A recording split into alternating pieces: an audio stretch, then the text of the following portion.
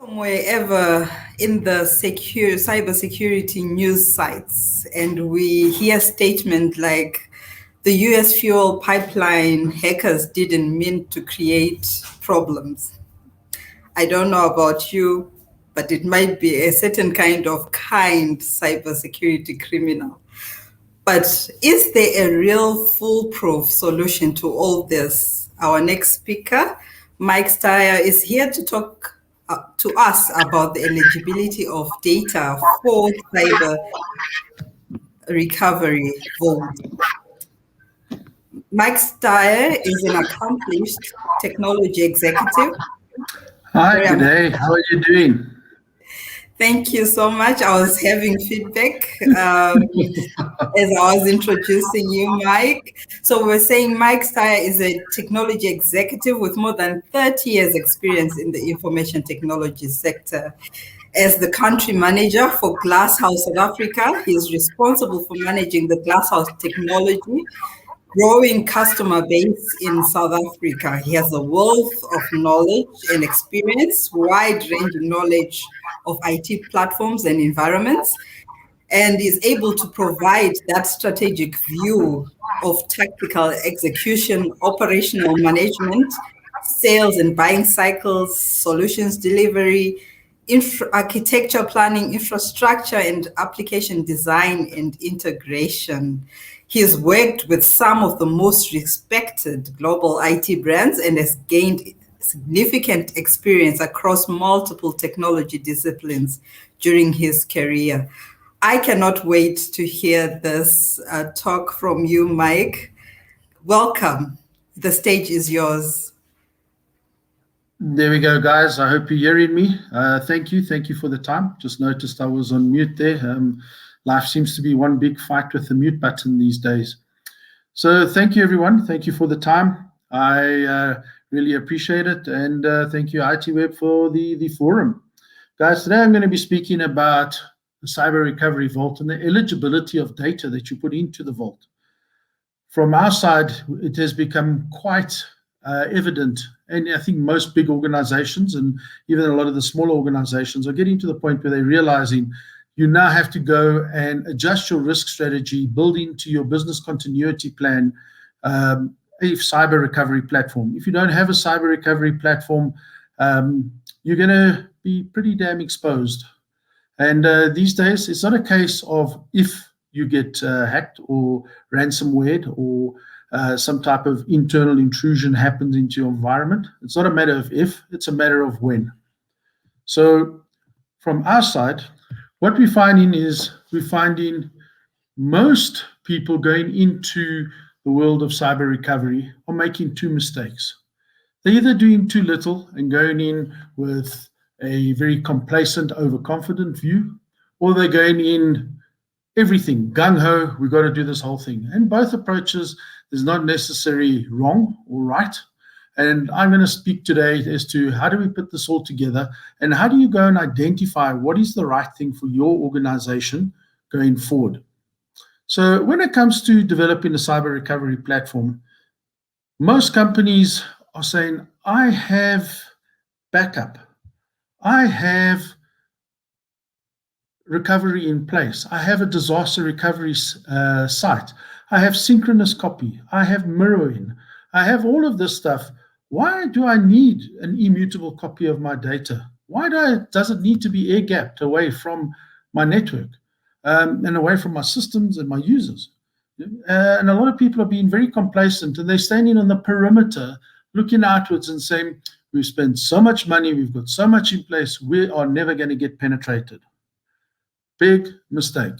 If we have a look at all of the stuff that is going on at the moment out there, the amount of organizations, big US pipelines, local pension scheme administrators, local medical companies, and there are many, many more that have been ransomware, that have been hacked, that their data has been damaged, whether it's for malicious or whether it's for financial gain, it's happening. And it's happening on a all too regular basis. And I'm sure everybody that's on this roadshow, on the security summit, you're going to see stats thrown at you about how many people are hacked, about how many companies have paid ransoms and how many haven't, and how much data has been lost and how many days they've been down. This is real. It is not something that should be ignored. It's not something that you should be overconfident about and to say my perimeter is strong, nobody's going to get in. I don't need to have a cyber recovery platform or a cyber vault. And the other mistake that people are doing is they're saying, oh, we've seen a division in our organization get hacked. We have seen another part of the company being hacked. We've seen companies similar to ours being hacked or ransomware. We had better put something in place. And they charge out there. They go and buy the first thing they see. They start to build a massive platform. And they take everything and they create a second disaster recovery platform. And that's not what a cyber vault is. A cyber vault is there to allow you to get back to business when all else fails. If a DBA damages a database, the first thing you do is you go back to your backups.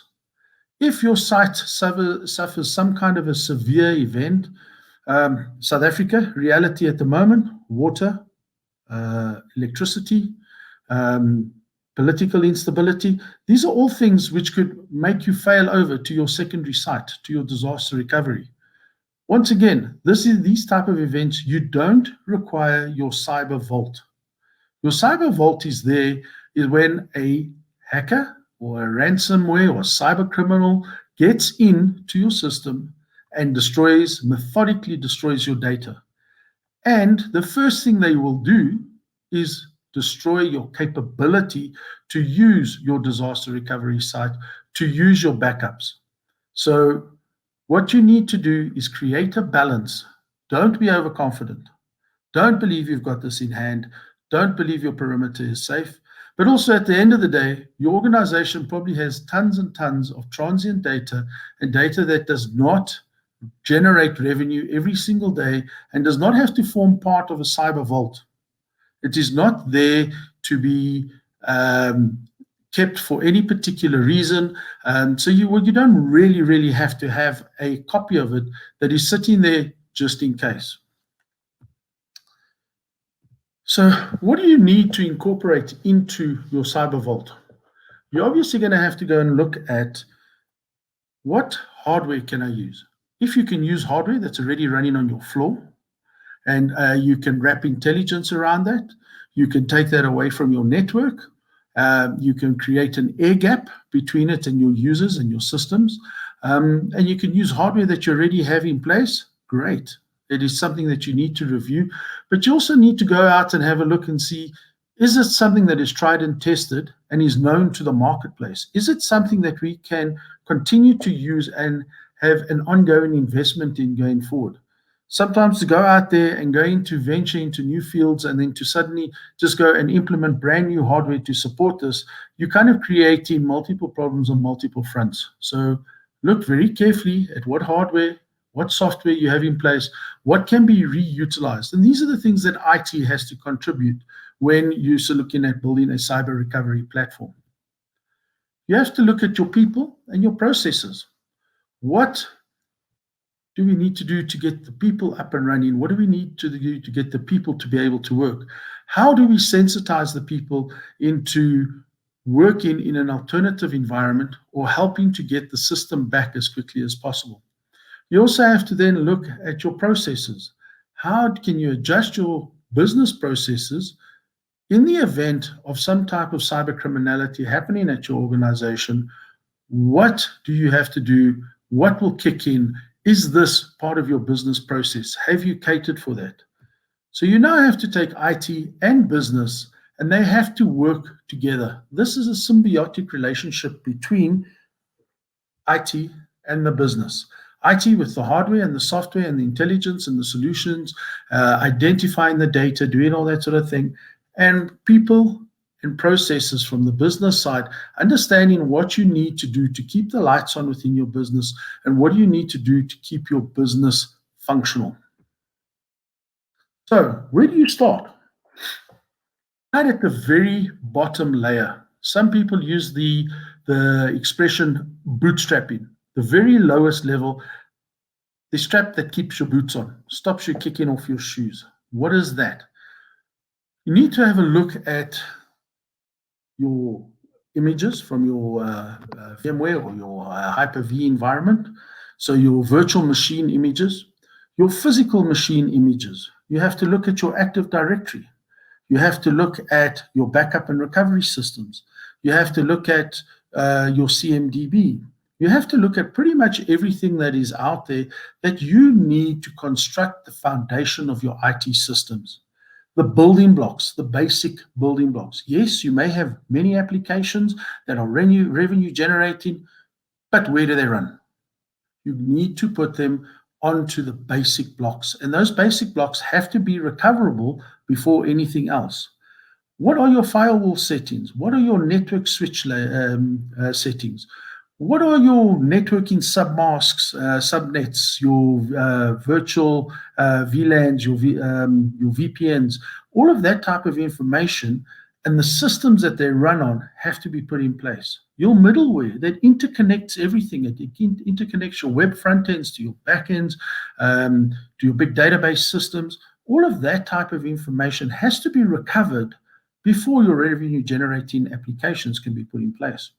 So the basic foundation and the basic building blocks of your environments is your first port of call. Without that, you go nowhere. Secondly, you need to start having a look at what do you need to do to keep the lights on from an IT perspective as well as a business perspective. And you have to look at your business continuity elements here. So you start to recover, your people get back to work, you're starting to work back to productivity, and comes the end of the month and you have no way of paying your staff because your HR payroll system has not yet been recovered. The day after a cyber event, you now want to go get your employees to come into the building so you can start working, but your biometrics database for fingerprint reading or your cards, access card database has also been destroyed or hacked or encrypted as part of that. Your people can't get into the basement to go and park their cars. These are the type of things that are critical to your business being able to run. And many times they are forgotten. So you now have to go and have a look at the business continuity elements. And this is typically your business resumption plan that you now have to go and revise for an on-site recovery from your cyber recovery platform and not an off-site recovery in your disaster recovery mode that you would go into. So there's a lot of tweaking that has to happen within the business continuity plan. You also need to have a look at things like your call center. Perhaps your PABX system runs on a virtual machine somewhere. You're running a call center, you get everybody in, you get them into the building, and all of a sudden they cannot make calls or receive calls because the virtual machine that the PABX runs off of has been encrypted. So there are many keep the lights on elements that you have to have a look at to put on top of the basic foundational building blocks to get back into business.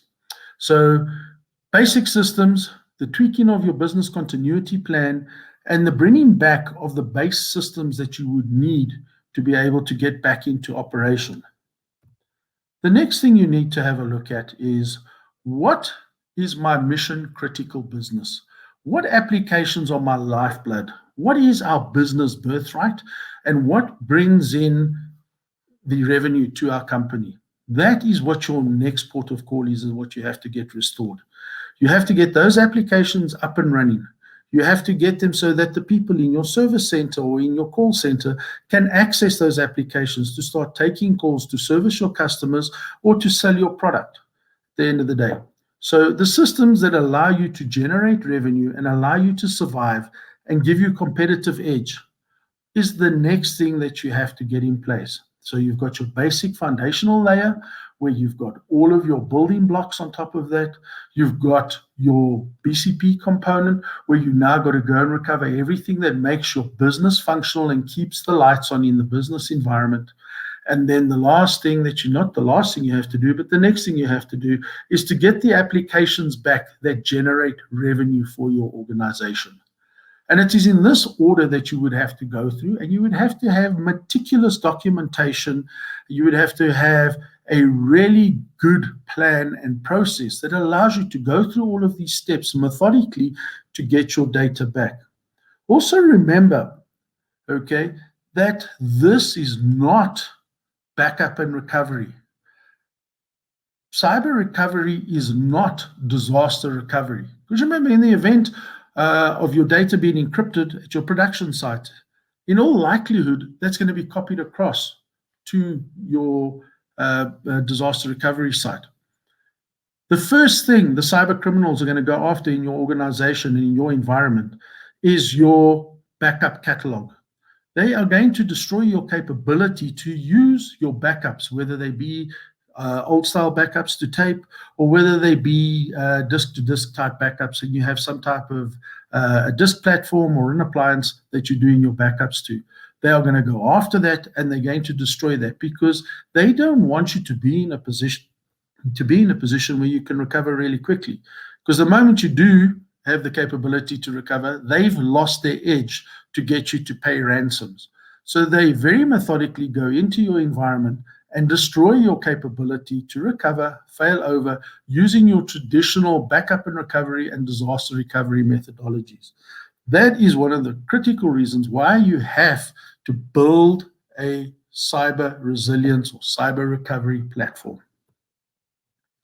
So you now looked at determining what data you need. You've got your basic IT systems, which you pull in back, and you need to make sure what are the requirements for that.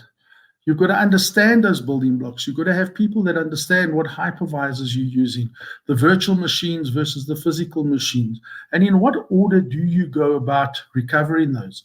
Because a lot of the time you would have to get your Active Directory, you'd have to get your networking, you would have to get all your access sorted out, you'd have to get all of your base systems and in a particular sequence that would allow you to go through the next steps, but not in a sequential fashion. You would need to be able to start off with the base foundation blocks and then in a parallel mode, be able to start building on top of that while you build the rest of the foundation to get your whole organization back in place. So you've got to understand what it is, what is critical upstream when you start putting the lower foundational blocks in place so that you can recover in a coherent fashion, but as quickly as possible. And remember, this is not instant failover. This is not just a backup and a restore. This is a platform that you're going to go and recover your environments from data that you've vaulted, data that you've continuously scanned and looked for ransomware, data that you always have an original copy that is immutable, that can never be tampered with, and that is air-gapped away from your systems. So you've got to go and identify those base building blocks and then start to build on top of that. From your business plan, you have to get buy-in from the business. You're going to have to get the business to buy into what you need to do, what they need to do, how they need to go and adjust their business processes, how do they need to go and get their business functional in the event of a cyber event. Which people have to come in first? Okay, are we going to get the call center up running first? Are we going to get the online portal and platform up and running first? What is it it's going to do? Because there's no point in getting a bunch of people coming, sitting in the office, and the platform that they work on is still 4 or 5 days away from being recovered. So business has to be aligned with IT on this whole process. And as I've said before, it's a symbiotic relationship. You've got to have approval right from the board level all the way down to the IT operational level. Everybody's got to be in the right place at the right time, and they've all got to have bought into this. You've got to now also take a look at how will your company be hurt in the event of a cyber attack? Remember, there's reputational damage either way if you experience a cyber attack. The first part of it is, do you pay the ransom? Because if you do, you're aiding and abetting a criminal activity. You are encouraging criminal activity. You could face quite a severe backlash from your customer base, especially if you're in an environment where you're dealing with sensitive and trusted data. So you've got to worry about the damage to your reputation that could be caused by paying the ransom.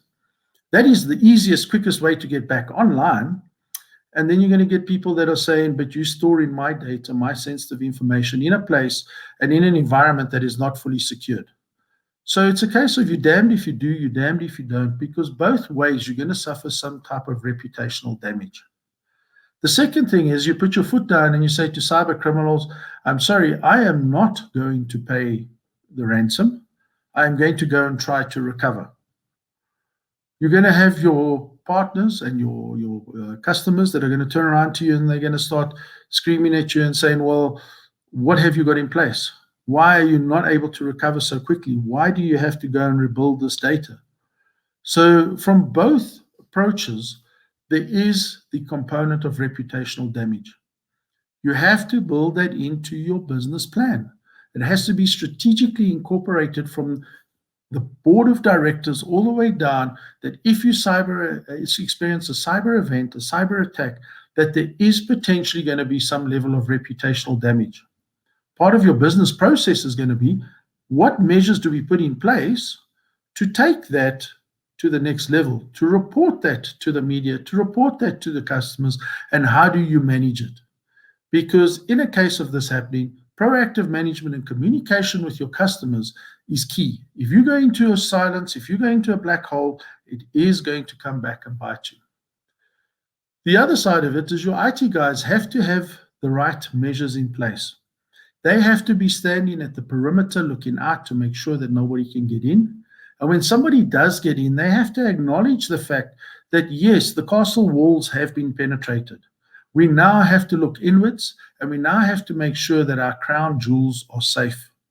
We cannot allow the lost copy or the golden copy of our data to be encrypted as well. Because once that's done, you will have no choice but to pay the ransom or go out of business. So if you're not prepared, the implications and ramifications are huge. And you have to have a proper plan which allows you speedily to get back into operation. But remember, this is a non-revenue generating platform. Cyber recovery is there in the event of when you take in a cyber event. And as I said earlier, it's not a matter of if, it's a matter of when. And in some of the surveys we've seen, 15 to 20% of people have honestly said that, yes, they have experienced a cyber event. Many of them have said they've been down for days. A percentage that comes to mind is 11% of people have said it's taken them beyond 7 days to recover, to fully recover. And of the people that experienced a cyber event, about 27% of them said they were not able to recover all of their data. They experienced some level of data loss. So this is something that is happening. And 44% of companies surveyed in a software survey said they are expecting some type of a cyber event. So 44% of people that sign up said it's not that case of if, it's that case of when. So having your business aligned, getting the business lights on, getting the basic IT lights on are the first two elementary steps that you have to put in place. After that, you have to then sit with the business and understand what is the most critical applications that you have to restore. I was speaking to a customer the other day, and they told me their online portal, where they take orders, where their customers order their product from, is the most important application. They have to get that up and running.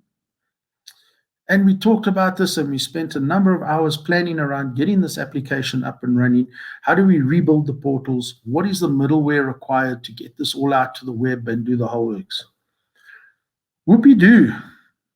They had a third-party provider that they were doing their banking through. So once you purchased the product, you were pushed out through a portal to a third-party provider. and the banking transaction happened there, whether it was a secure EFT or secure credit card payment that was made, they had to use this third-party platform.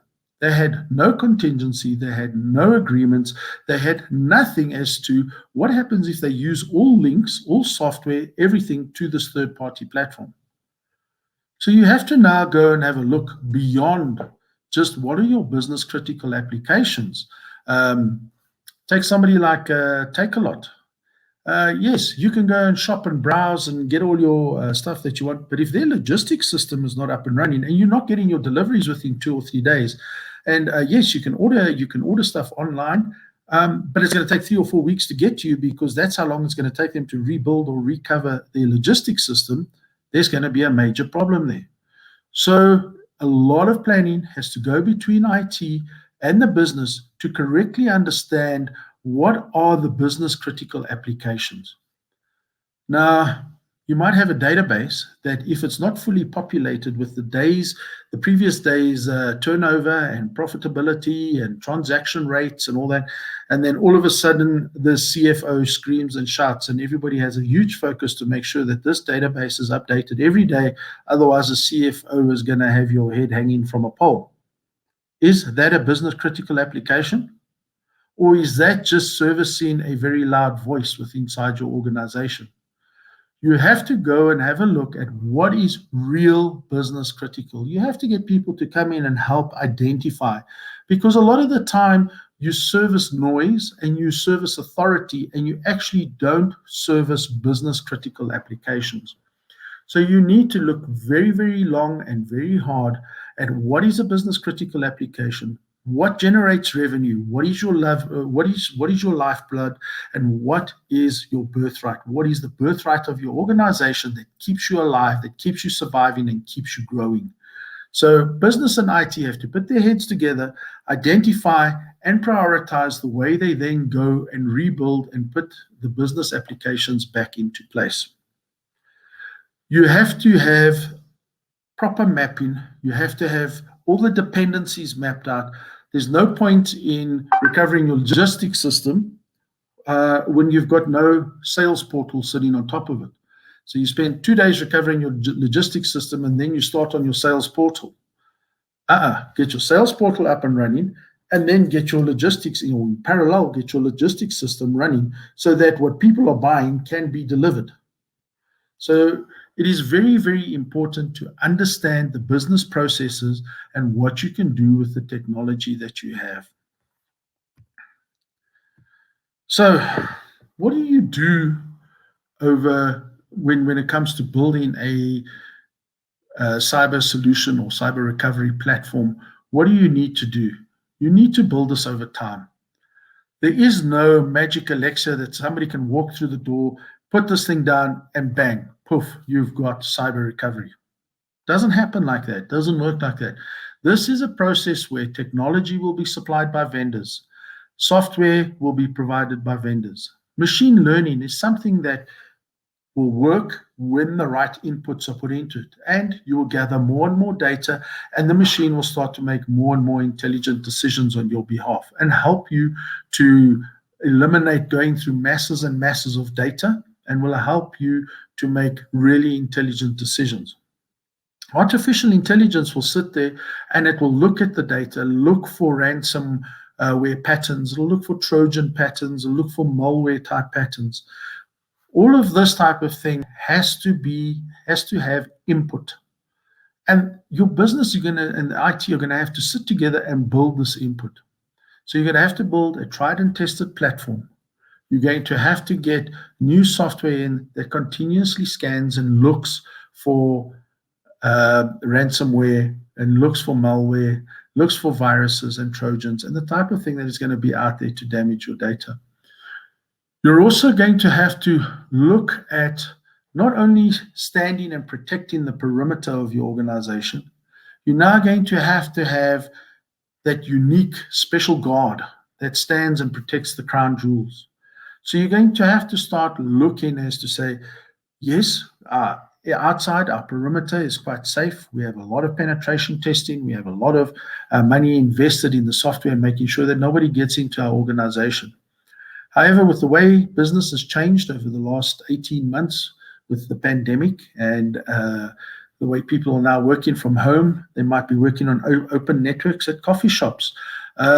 These are ideal places where where software, where ransomware, where very intelligent software can be pushed to these machines. And guess what? Your problem walks through the front door with a trusted employee. Unwittingly, something has been pushed to his or her PC or laptop on an open network where they were just trying to do remote working. So over time, you've got to build the processes and procedures. You've got to build the software and hardware infrastructure. You've got to put the rules in place that will allow the artificial intelligence and the machine learning to kick in. This is not something that will work at the click of the fingers, and there are very intelligent and expert people out there, like GlassHouse, that will help you build this over time, and we will also help to check and validate all the time to make sure that your data that is in the vault needs to be in the vault, and data that may have and applications that may have reached their sell-by date, you no longer need those to be secured, or they no longer are business critical, they're just there. You can remove those from the vault. So we will continuously help you check and validate and see that you've got the right applications, the right foundation in place, the right business processes in place, and we will help you to continuously evolve your cyber recovery platform with your business, because businesses are going at the moment through huge change, and the momentum is just picking up. It's not going to post-pandemic slow down and everything's going to be nice and slow and hunky-dory. I think the pace of change is going to continue, and you're going to have to be able to keep up with that pace of change. And remember, most of the time, the cyber criminals are one step ahead of us. So a lot of the time, we are learning what these guys are already doing. And we really need to be able to identify that and keep you and get your people in the right frame of mind. And get the collaboration between the departments and get that together. So yeah, the last thing, you need to continuously review and test, as you would with your disaster recovery plan, as you would with your business continuity processes and your business resumption processes, as you would with your backup and recovery. You have continual audits. You need to build this into your audit process, and you need to make sure that this is a continuous process that never just gets put in a place, left in a dark corner, and then when you really need it, it's not up to date. So it's not a magic click of the fingers and you're going to have a cyber recovery platform. It's something that takes time and takes a little bit of effort to put into place. You have to continuously check and validate and look that your data that's in the vault is good. And you have to look at what is in the vault. Is it still valid and can it come out? And you have to continuously review and test the processes and continuously get buy-in from management that we will potentially be hit by a cyber attack at some time. Cyber criminals will come for us. How are we going to best protect ourselves? So guys, I hope that gives you a bit of a view as to what the approach that you should take. It's basic information that we've put out there. Build your foundation, get the business lights on once the IT lights are on, and then look at what it is that you can use to keep your business fully operational and your mission critical applications running. So we at GlassHouse, we offer these services right the way from defining, assessing your environments, defining the hardware that you need, looking at the data, what needs to be inside your vault, what doesn't need to be inside your vault, help building and inputting the information that allows the artificial intelligence and machine learning to kick in.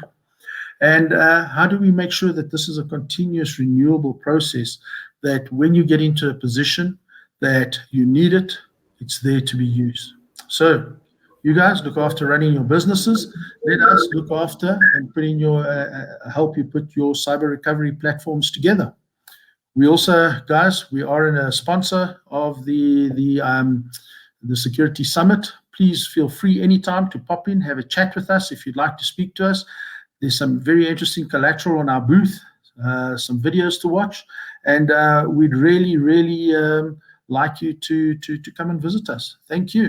Thank you so much, Mike, for that enlightenment. If I have to say, I think we are so used to having the comfort of the traditional backup within our organizations, and we are audited, and the auditors never talk about having this air-gapped cyber recovery or resilience faults. And no, we're still living in the thinking that we're secure and we have the capability to recover once we compromised.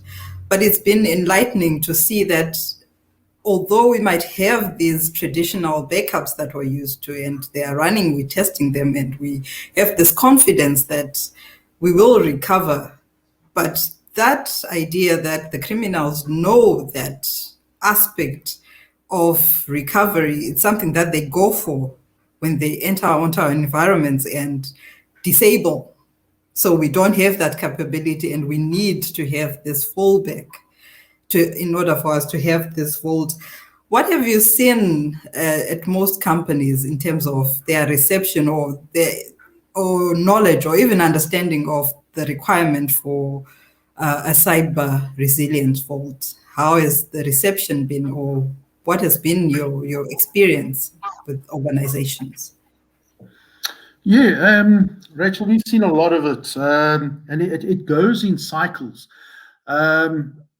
If a division of a business has some kind of a cyber attack, all of a sudden the business and the organization wakes up and they suddenly realize, oh, we've got an exposure here. If a very high profile company in the same industry segment gets ransomware, people start to then look inwards and say, well, if that can happen to so-and-so, it could also happen to us. So we've seen this happens in a cyclical nature. The biggest problem we've seen is that the people that come and say, well, can you help us? Today we were attacked last night and all our data is encrypted. Too late. Very little can be done at that stage. So yes, there is an awakening. Many businesses are starting to look at what do they do. Some are doing some very basic low-level stuff, keeping a copy of data, locking that away. Even one or two companies have gone back to using tape. But tape is useless if the catalog that tells you what data is stored on which tapes is corrupted on the system. So you have to be quite clever about the way you do this if you're going to do it in a piecemeal fashion. And we've seen a lot of companies starting to take some basic steps. We've seen some that have been attacked, and where very close business compatriots have been attacked, and they're doing a lot of work on making it happen. If you have a look at the information that's coming out from the various surveys year on year, this is becoming a bigger threat, and more people are becoming aware and starting to implement systems. About 15 to 20% of the market are actively doing something. About 40 to 60% are thinking about it or talking about it or looking at how do they incorporate it in and becoming more aware of it and starting to budget for it. And there's about a further 20% out there that are oblivious. They can't happen to us. We spend so much money on our perimeter security. Nobody's going to get past our firewalls, and we're great. So yes, there is an awakening. It is really starting to happen and starting to move along. But it is, and it's moving quite fast. It is starting to pick up momentum. Yes, I should think so, because I've noticed even when big companies like Garmin, when it experienced its own breach and it went offline, quite an uproar for my fellow runners that couldn't sync their data onto Garmin. But it's such an important aspect that businesses that are reliant on such service models where the platform has to be available for them to make money, it's very key to be able to recover and to have that vault that they can fall back on should they be compromised like that.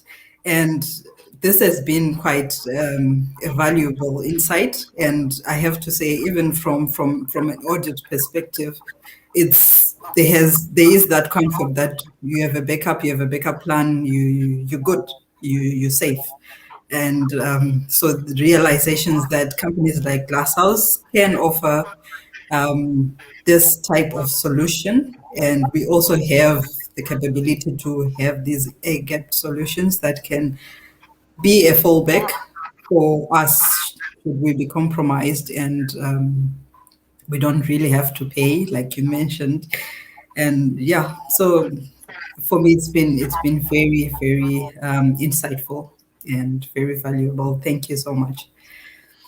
Thank you, Rachel. And thank you to everybody who's attended the session. Please feel free to visit us. We're around for the next couple of days, and we look forward to hearing from you. Thank you, everyone. Please visit the GlassHouse booth. They are an IT Web sponsor for this year's IT Web Security Summit. Please visit their booth.